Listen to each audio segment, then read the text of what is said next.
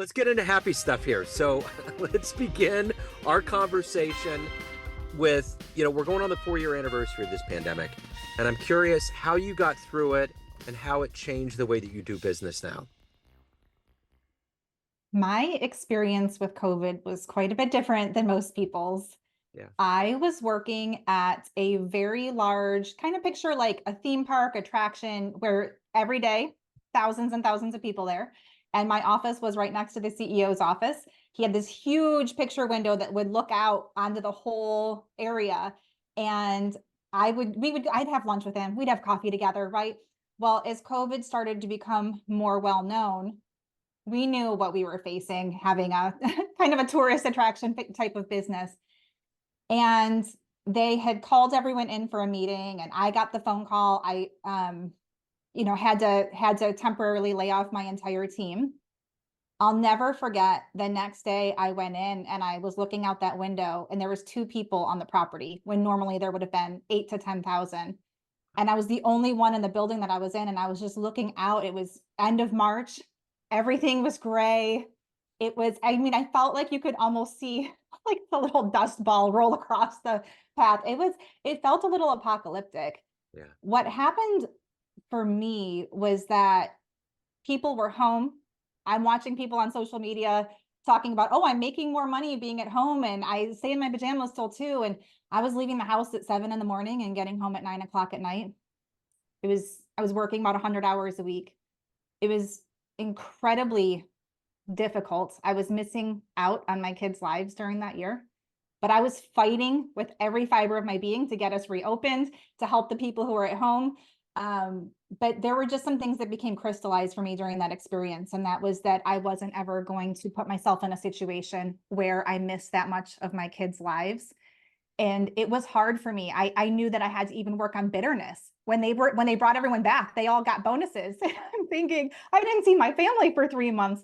It was difficult. I was so happy to bring everybody back and to bring the team back, but it was so out of alignment with the way that I want to live my life. Mm-hmm. And so most people were home and kind of having moments of reflection, and I was working like a dog, not seeing my family. And so once that whirlwind kind of subsided, that's when I had my moment of clarity. I'm never giving somebody a year of my life again, except Yeah. my family. Yeah. And so that there was other things that led to it, but that's what I actually, that was when I said goodbye to W-2 work for good. I've been an entrepreneur. I've worked with entrepreneurs, but I kind of like flow in and out of W-2 work and contractor work and all the things. But after that, that was basically just a breaking point in my life Yeah. where got everybody settled and all of that. It wasn't like, the day everyone came back, I was gone, but I left in December and I've never looked back. So it was very, very difficult. I think that there's other men and women who experienced something similar to myself. It was, we felt bad for the people that were home, but it could feel a little bit at times like we were ignored, working like dogs, working ourselves to the bone. And then everyone came back well rested, and it was just a grind, man. It was really truly a grind. So it was good. It helped me get some clarity when things got right side up again. And I've redone the way that I live my business life because of what happened. So let's get into what you do right now. I'm going to put you in front of a bunch of third graders. It's career day. And one of the kids is curious and says, "Hey, what do you do for a living?" How do you answer that child?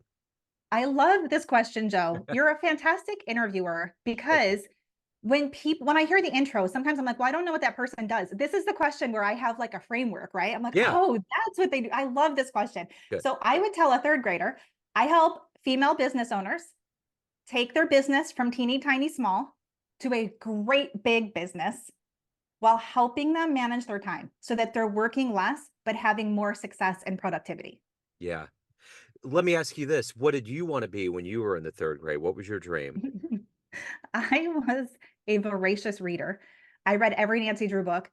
I wanted to be a writer, and I would make up stories in my head. We moved all the time when I was growing up, and I'll never forget, like, you have to be that kid that tries to make friends quickly because Yeah. you're like the newbie, you're the oddball in the school, everyone's staring at you. We were out on the playground, and I was in third grade.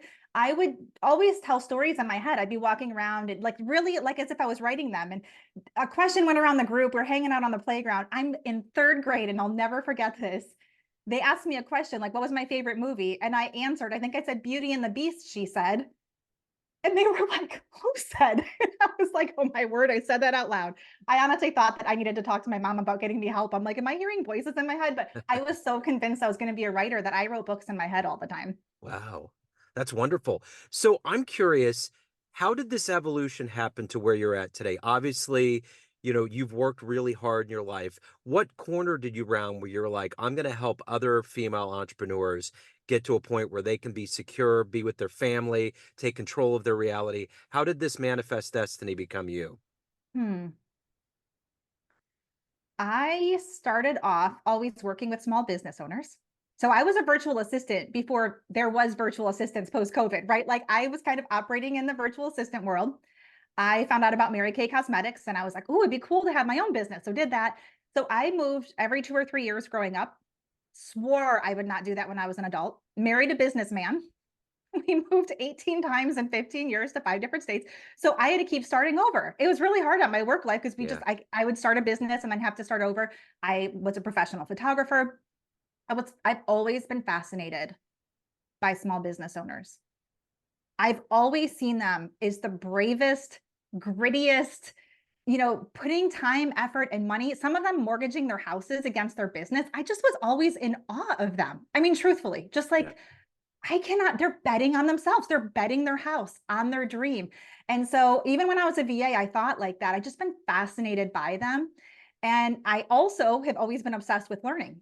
So a business owner like you would say, I'm thinking about rolling out a subscription service and we kind of got to talk through this. I would spend 40 hours reading every book I could get my hands on, listening to podcasts, only to disseminate it down to like a 2 minute, here's what I've learned, here's what could work, here's what we need to be careful of. And so it was like this highly valuable skill, right? Where people could just send me off and I'm very obsessive about learning. And so then, I was promoted to executive assistant. Then I became certified as a director of operations. So then all of a sudden there was like a leadership piece there that had been missing before, became a chief of staff for a very large company. And so it was sort of like combining this love of learning and figuring things out with my I don't it's been my whole life just being super passionate about small business owners. And those two things got married and I became a fractional director of operations. Loved it. I'm a very restless person, probably from Mhm. moving all the time. I get bored super easily. That was always the burr in the saddle. Yeah. Like I would revitalize a business, but after 3 months smooth sailing, you know what happened, Joe? I was bored. I Yeah. was like, I don't want to do that. So right when most people will be like, sweet, now I can coast. No, Kelly was like, I'm bored. Let's do something else. Uh-huh. So what happened was in June, I decided I'm going to start this Instagram page. It was like a faith-based page, total passion project, but I would talk about time management. I would talk about business. Guess what? The one thing people were sliding into my DMs. I know I can't afford you as a director of ops. I'm a teeny tiny solopreneur. Do you do business coaching one-on-one? No, I don't do that. 2 days later, do you do business coaching? I talked to my business coach and she's like, why are you telling people no? You might like it. And so it was a complete whirlwind, October to December, kind of got my feet wet with it and realized I had fallen in love with it. And I think what crystallized for me is I love all small business owners, but I'd always worked with like, $500,000 and up. They've got some people supporting them. When I started working with solopreneurs, I realized they don't have the frameworks. They don't have the ways to do business that the big guys do. Hmm. And I want them to. I Yeah. want them to be able to grow and scale. So that was how it all came together for me. Interesting. So I'm going to kind of pick apart some of the things that you said. So you're a professional photographer, correct? Yes, That was as one of the one of my things. yes, yeah. So I've been taking pictures my whole life. I love it. And I'm always curious when I run into a photographer, what is it in your brain that makes you want to capture images, to capture moments? What is that impulse for you to do that? How would you describe that? Freezing time. Yeah. Slowing it down, maybe? My husband and I were broker than broke when we had our 4 kids. We had three Mhm. kids under the age of 3. I mean, I that was before cell phone cameras could even really do very much. So Yeah. I never had that. And then once I started my business, we had some money and I asked my husband, I really want to get family pictures. Yeah. Well, I fell in love with what she delivered. It was like lifestyle photos, so it wasn't in a studio or anything like that. And I just fell in love with it. So then I got a camera, started tinkering, right? Like I just kind of, I am like a serial entrepreneur. I love entrepreneurship. Well, then I'm thinking, I want to give this to other people. Like I couldn't have afforded it. I want to help people get these pictures. I don't have pictures of my kids when they were newborns. So I Yeah. kind of became known as being the newborn photographer. And for me, what it was, it's so fleeting. Babies only look like newborns for about 2 or 3 weeks, and then they Yeah. start to turn more into. And so I loved being there with this brand new life with mom and dad and just kind of capturing that, but being able to give someone that ability to freeze time for that Yeah. 1 second. And also kind of driven by moms are never in their photos. So I really liked being able to, the mom's the one taking the picture. So I like being able to gift her pictures of her with her kids was really fun. That's great. That's wonderful. So let me ask you this. You're obviously very inspired with all of these things that you do. Who's been a hero for you and a role model for you in your life? Um, it's gonna sound super cheesy to say it. My husband is like the quintessential old school man, does what needs to be done, meek, which is obviously strength under control. So I think a lot of men get it wrong. They think strength is strength out of control, but it's like you could blow up in anger. You could lose control. You could be undisciplined. He's super disciplined, broad shoulders, wicked smart, funniest person I know, really selfless. I would also, I'm going to get emotional, and I'm not normally an emotional person, but my parents are the other ones. They had started a business. My mom was pregnant with me, I think, when they started it. Their business partner took everything, took Wow. all the money, left them with massive amounts of debt. And my parents could have declared bankruptcy for sure. I mean, most people in their situation would have done it. For some reason, my dad in his gut was like, I feel like we're not supposed to do that. I mean, to the point where the government took their assets. That's how bad it was. This is not like $5,000 of debt. This is like multiple years of income of debt. They paid back their debt. They paid back this guy's debt, gave up a life of luxury for many, many years in order to be able to climb their way out of this debt. That's a cool story, right? Like Yeah, those are yeah. heroes. Those are people that I admire gritty people, but they didn't get bitter. And when this man was dying in the hospital, they went to see him, Wow. told him they loved him, they were praying for him. And so to be able to have someone, number one, that wronged you, but you don't let yourself get bitter and you keep caring for people is just such a profound thing. It really influenced a lot of different areas of my life as I've run my own businesses. I just listened to the Michelle Obama book, and the quote was, "When they go low, you go high." Mm-hmm. There's a lot of people out there that, especially in this kind of post-COVID world where there's this road rage revenge idea, it's kind of woven into a lot of stories of this culture that we're in. You just don't hear a lot of stories like that where people have levels of compassion, because at the end of the day, we're all human, and we all have our backstories and all of that. Um, Mm-hmm. so I'm curious if you can meet one person alive on the planet, whether it's an entrepreneur or somebody that's been inspiring to you, who would be that one person you would love to talk to and be around for a little bit? So one of the many things I've done in all my moves was I was an event manager running, and I don't mean like I ran parties, I mean multi-million dollar events, hundreds of people working to put on the event. So I saw a lot of famous people, household names, hung out with people, looked at their riders that came in, they want this, they want that, they need to be treated like this, don't do this.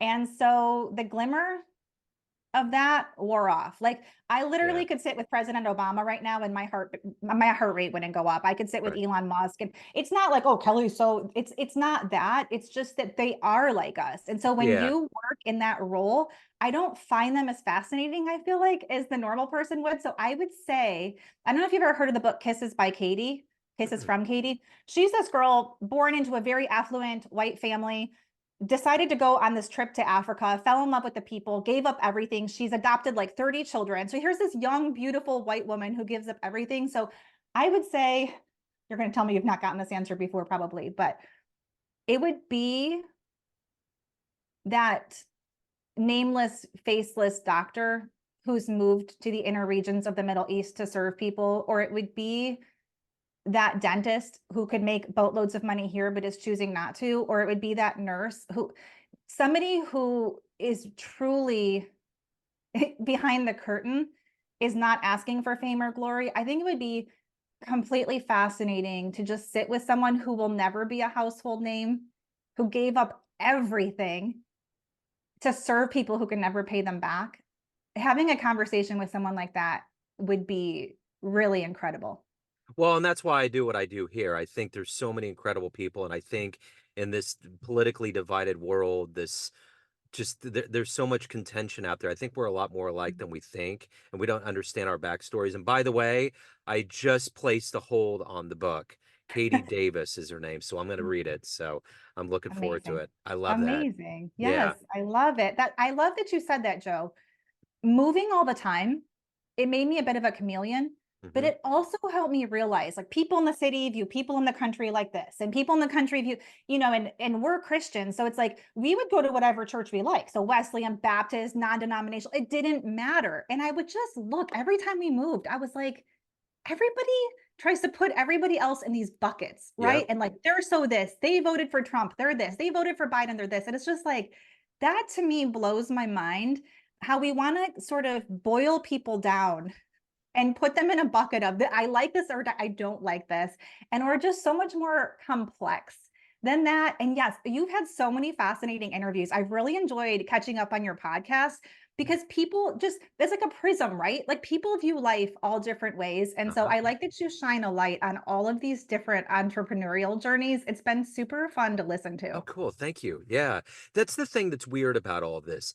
The practitioners of making us put people into these label buckets are ultimately the most dysfunctional in this country. It's the Yes. congressional people that put these issues out to make us fight over it, and they can't even pass a measure right now. They can't agree on anything. It's like Mhm. total chaos. It's like, why are we going to follow that? It's kind of like it's like a kid that finally gets to be 18 and leaves the dysfunctional house and is like, I had no idea what was going on. And finally now I'm waking up to all of it. So it's wild, and I think that's the thing that's so good about grassroots things and entrepreneurs is that we get to kind of charter our own world. And the beauty of podcasting is we don't have major networks that have commercial interests that are pushing an agenda. We just get to mingle as humans, and that's the beauty of this. Yes, it's yes, it's definitely absolutely. it's a I good thing. totally agree with you. I totally agree with you. My dad and I will talk sometimes. I wouldn't ask if you were a Democrat or Republican. If you said I'm running for president, I lived in this city, $0 to my name. I built this big business. I know how to hire. I know how to fire. I know how to make things grow. I'm voting for you. Yeah, Like, I right. will literally, I'm not going Yeah, to ask any other questions because we have people who don't even know how to run a business making right. decisions that affect all of us, affect our Yeah, finances, affect our families, affect and so we're in a really odd point of human history in this country, especially where we do have those career politicians. We have this obsession with fame. And that's where, people like, oh, I want to meet Patrick Mahomes. I want to meet, but you talked about like with my answer, kind of shining a light on other people or my parents' story. And it's like, we don't hear those things. It's because we don't worship those things right. anymore. Yeah, Humility. I feel like in this country, we worship vices, pride, yeah, drunkenness, anger, rage. Like yeah, that to me has been strange because it's not just our kids that are affected by that. The yeah. people we follow affect us more than we realize. Yeah, yeah, it's clickbait. It's a weird clickbait world, and then you add cancel culture and all of that, and it gets to be too much. So at the end of the day, you're obviously very highly driven and you're trying to help people, but you have to evolve yourself. What's your motivator every day to wake up, to be you, and to do all these things that you want to get done? So, gosh, this segues really great with what we were just saying. So, would you agree that there's people who run businesses that are evil people? Oh yeah. Like, let's think about private islands, private jets, trafficking people, right? Would you agree there's abusers who they have a product or service, people are paying them money, they're using it to further abuse people. Thieves, they're stealing from their customers or they're stealing from the government or they're stealing. We have people embezzling. You're like, Kelly, where are you going with this? How does this tie into Walk Like Warriors? This is it. I want the good women having seven-figure a year businesses. I want them. I am driven by this passion to take the money from the bad people and keep it in the hands of the good people. So it really is a good versus evil battle for me. I want them wildly successful. You know why, Joe? Because you know what they say when I'm coaching them? I want to pay for my kids' college. I would really like to buy a house for this widow at my church. I would really like they want to do so much good. They don't have the business tools to be able to do it. So I am truly driven by I want the good people to have all the money and success in the world. And I want them one step further. Maybe this is the underbelly, the dark underbelly, but like one step further than that, I actually want them taking business from the bad people, not in a nefarious way, not in an Yeah. ugly way, but I want them so wildly successful that their name, their business is the first thing that pops into someone's head when they want to spend money, and that we're actively helping people who want to do the right thing to be successful so they can do more good in the world. So it's kind of like my own little battleground, if you will. Yeah. It truly does get me out of bed in the morning, raring to go, trying to make whatever difference I can make in my little tiny speck inside the universe. Yeah. So you've moved around a lot. You've been to a lot of different places. What Mhm. was one of the most magical or unexpected places that you lived in or went to?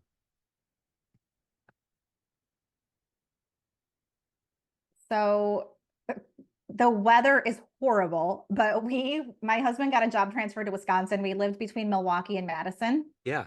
And just, you want to talk about salt of the earth people, Hmm. give you the shirt off their back, really kind. Like our neighbors in that neighborhood just made the experience for us. I will tell you, we just built a brand new house. My husband was out of town. I went in our closet to hang something up. The entire one wall of our closet was ice. And I called him and I'm like, I'm not doing this long term, baby. I can do it for a while. I was like, Yeah. how do people live like this? But the weather was horrible, but the people were so good. And truly, I feel like it's one of those pockets, at least where we were, they truly care about people. It doesn't matter the color of your skin, doesn't matter your economic status. Like they took care of each other. It's really refreshing to see that. Especially from the place we had moved from. It was just so yeah, the weather wasn't great. It's like in the summer you get eaten alive by mosquitoes, and in the winter it's 25 below zero. The kids still go to school. Hardy people there, but really good people. Hearts of gold. I really did enjoy the people there. Yeah. So if you could go back in time and see one event in human history with your own eyes, where are you going to go? What would you love to see? I would love, I would love to see. So I'm a woman of faith. This would have no bearing on my faith, but I would love to see. The Bible talks about how there was a man blind since birth. Hmm. To that point, according to scripture, there was no one who had ever had their sight restored. I would have loved to see that moment Yeah. that some an adult seeing for the first time and then looking into the face of the person who healed them. I Yeah. think that I would just turn into a puddle and I Yeah. wouldn't be able to go on. I think that that would be an incredibly profound moment in human history Yeah. of somebody's life being radically changed and them getting to look at the person who did it. I think would be like, oh, I got goosebumps, but Yeah. I think it would be that. I mean, probably a little unconventional, but that's the first thing that popped up into my No, I head. love it. That's a great answer. So at the end of the day, everyone has an idea of who they think you are. You have all these different pockets of people in your life, family, friends, clients, colleagues, but you Mhm. run the show. What is your perception of you? Who do you think you are? So it's my name, Kelly, means warrior woman. I'm a pretty fearless, bold, gritty, very tenacious person. So that I named the company Walk Like Warriors. I want women to be bold, fearless, gritty. I want them to stop playing small. I want them to stop shrinking back. I want them to be bold. I want them to walk like warriors. What people don't see, because I'm a lover of entrepreneurs. I'm an encourager, a confidant, a cheerleader, but I also kick their butts. I want them to take action and move. But what I think with my butt kicking style, what is not always obvious is I get emotional about them. I love them to pieces. Sometimes I feel like I want success for them more than they want it for themselves. And that's what I don't think always people see is that underneath all that those layers of passion and galvanizing people is a super tender heart that I pray for them and I cheer for them. And so I'm fierce and I'm fearless, but I'm also kind of a squishmallow when it comes to my people. And there's nothing I wouldn't do for them, Yeah. truthfully. So if anyone wants to hire you, learn more about you, reach out, anything about your world, where's the best place to go?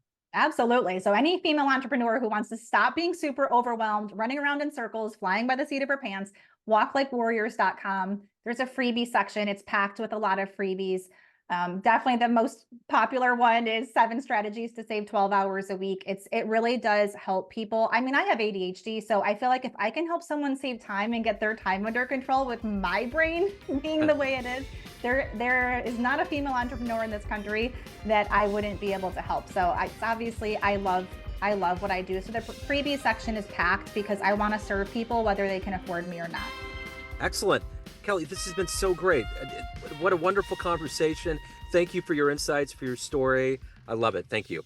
Thank you, Joe. I appreciate it. Best of luck. Take care.